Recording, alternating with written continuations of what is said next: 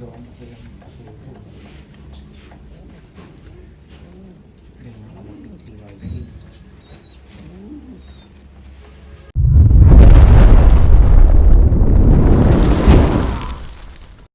Meron tayong pasyente ngayon dito sa atin. After niyang umitlog ng pangalawang egg niya, hindi siya makapaglakad. So yan, hihirapan siyang lumakad. Pero makaka-recover din yan. Bigyan natin ng vitamins at saka calcium. So ipapakita ko na lang po yung magiging improvement niya. Sa ngayon, hindi siya makapaglakad na nalumako siguro or nahirapan sa pag-itlog niya. Kainin muna natin tsaka bigyan ng vitamins at calcium para makarecover. Walang laman yung butso niya, so subukan na lang natin para makarecover. Sobrang nanlambot siguro or nanghina nung sa pangingitlog niya. Ito, susubukan natin ngayon itong liver mix para makarecover man lang. So, ayan. Subukan na natin. Tapos, binigyan ko na rin siya ng calcium. Balik na natin siya sa kulungan. Pag ganun, hindi mo siya bubusugin ng gusto. Sakto lang. Tansyahin nyo na lang kasi mahina nga yung katawan. Hindi yan makakapag-digest ng maraming. So, tansya lang. Yung sakto lang na napakain siya. Ayan nga, hirap pa rin talaga siya maglakad. So, hintayin na lang natin makarecover. Okay lang yan. So, hintayin natin makarecover, bumalik yung lakas ng katawan niya. Nanghina kasi ito, walang kain eh. Siguro nagpapasexy.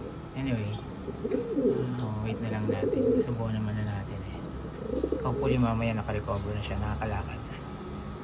Ayan, naglilimlim naman siya. Sobrang masipag kasi talaga maglimlim to. Baka hindi lang nagkakain bago umitlog kaya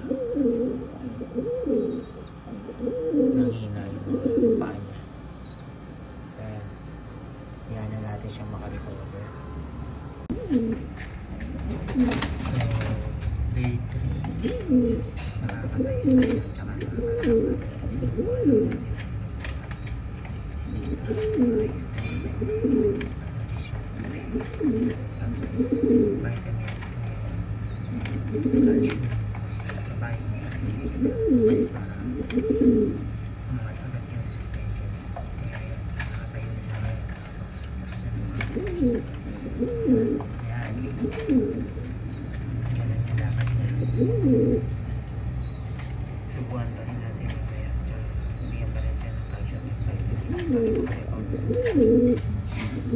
Ito yung kanyang pares naglilim din. So, ganun lang pag meron kayong kalapati na nalugmok o hindi makalakad. Vitamins lang yun, tsaka calcium. Tapos subuhan nyo lang kasi nga during sa pag-iitlog nila baka nabigla hindi nakayanan, mahina yung resistensya. So yun na nga. So first day niya sinubuhan natin tsaka calcium and vitamins.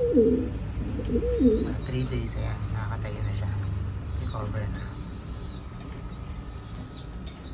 So ito na nga ang ating breeder na nanghina o nalambot yung tuhod. Nakakatayo na siya at nakakapaglakad na ng maayos. So bibigyan pa rin natin siya ng calcium and vitamins para yan, dilim yung pares niya. So ganun lang guys yung ginagawa ko. Kasi minsan talaga pag yung nagtapari sila at saka nag-mate, bumabagsak yung resistensya nila kaya kailangan alagaan natin. So ito, okay na siya at nakatayo na naglalakad. No need na subukan. Pero bibigyan pa rin natin siya ng vitamins at saka calcium. So yan. So yan, malakas na siyang kumakain.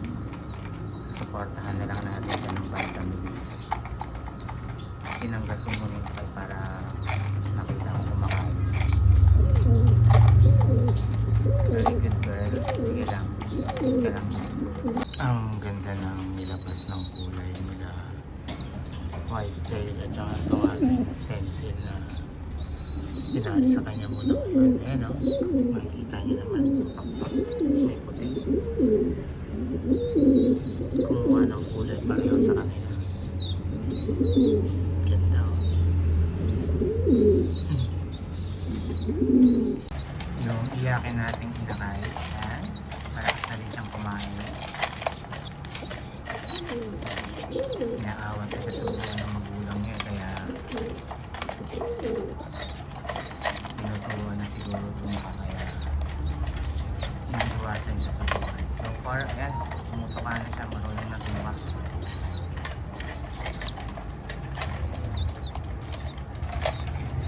Pero iyakin pa rin. Okay, so puti tayo ngayon. Bibigay tayo sa kanila ng calcium. Yan. So, unahin na natin bigyan pang ating mga growers.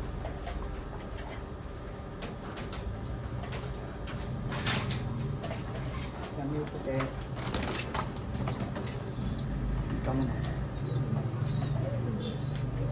Yung ating borga na nakapahinga.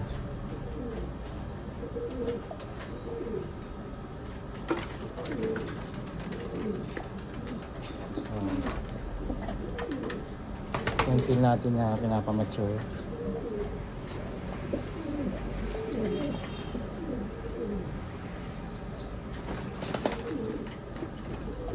Anak ni Borga. Hen.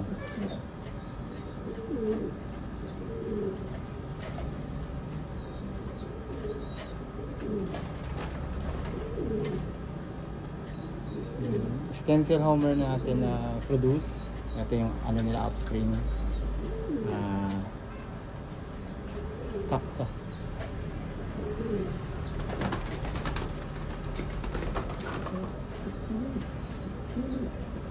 Tapos ito yung pangalawang stencil homer natin.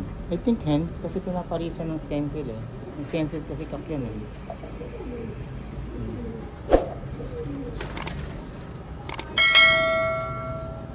Also yung isang borga natin na ano, ayan o, ganda ng mata.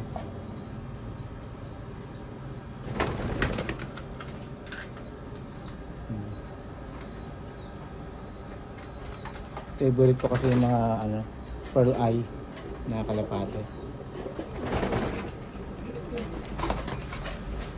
Okay, tapos na tayo dyan. So, ito tayo sa ating mga breeder.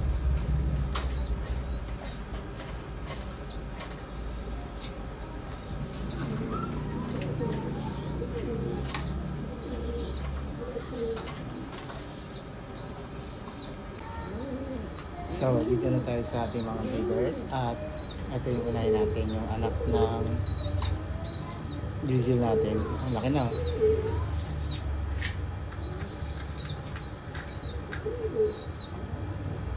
Oops, wala na palang tubig sila makita. Yung ating mocha na grizzle. Pagkatapos na magsubo kaya medyo parang ang payat-payat ka. Magaan eh. Condition natin yan pag nilalagay ko na yung kain. Yung itong kak, ang gaan.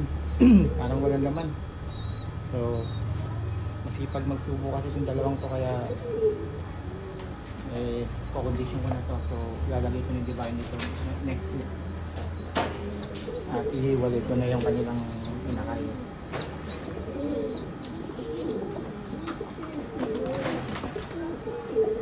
So, ito yung anak ng ating white bar at saka yellow stencil. Sana makakita tayo ng ayun, pero parang ano naman eh, magkakaroon ng bar. Pero red yung tail niya wala eh. Wala ako nakikitang kulay na puti eh. Pero antayin pa rin natin, baka may lumabas. Pero ito, sana white bar na red. Maingay. Yung mga inakay talagang ganito maingay eh. Pero yung anak ng grizzle natin, tahimik naman yun eh. Never kong narinig na nag-ingay. Ito.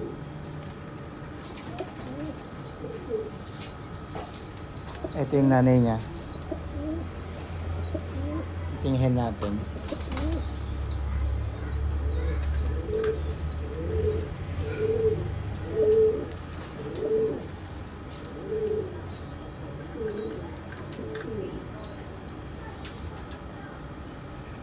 Ito yung cock. So, naglabas sila ng red.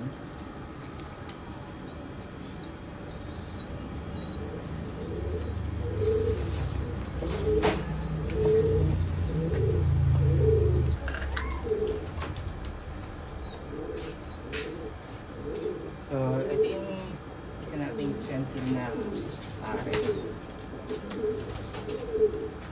Ito yung bumagsak yung resistensya at sakto kumakain siya mag-isa. Tuloy pa rin naman yung bigyan natin sa kanyang vitamins at calcium para makarecover. And then pag okay na yung katawan niya, baka may itlog naman sila at nag-ilim din, ipupurga ko na rin para ma-check lang natin kung merong mga internal na kailangan linisin.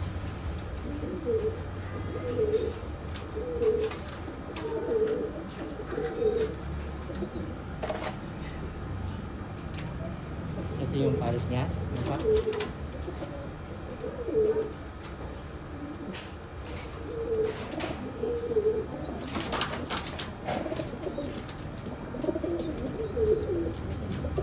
Okay, si Whitetail, yung tatay ni Temi. Naging dalawa na yung kanyang may puti. Ayan. Dalawa yung buntot niya ngayon na isa nga kalahati lang yung puti. Oh. Nagmi-mutate pa rin pala sila kahit matanda na. Kasi isa lang ang puti nito eh. Pero ngayon dalawa na.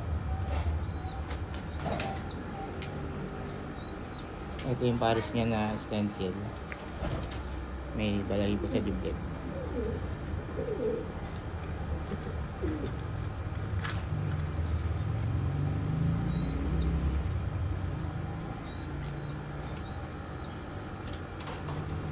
Ito yung kanilang YB.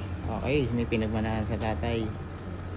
Yung 6 na pakpak niya. 6 nga. Kulay puti. Yan. Kulay puti yung 6 na pakpak. Ganda. Black.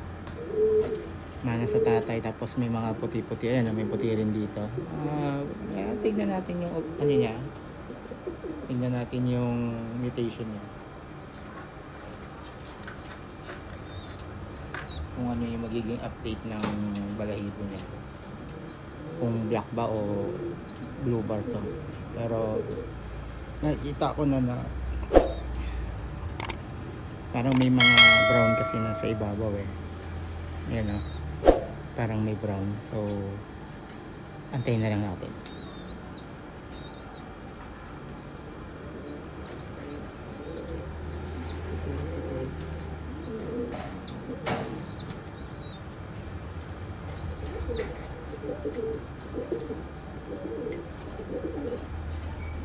Ito yung pinaka makulit sa lahat, si Temi, pure white.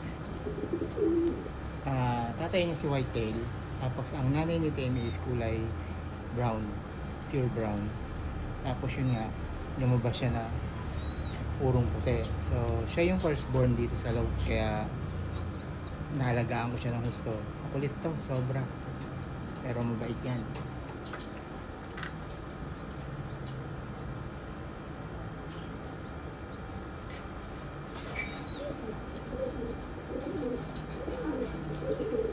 Ito yung pares niya na stencil, red.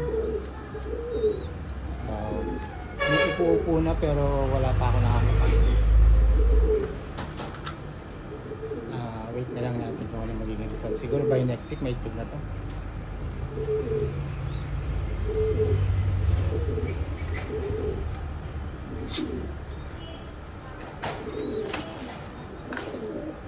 Si Hitero Yellow.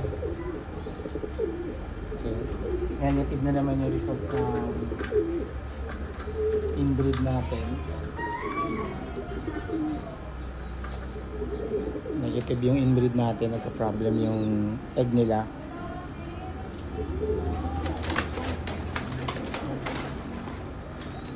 Ito si Ashburn, anak niya to. So, ini-inbreed ko sila para makakuha ko ng puro na blood ng lahi nila. For now, wala. Dalawang clutch na negative yung nangyayari sa egg eh. So, stop muna natin kasi maglilipat na tayo.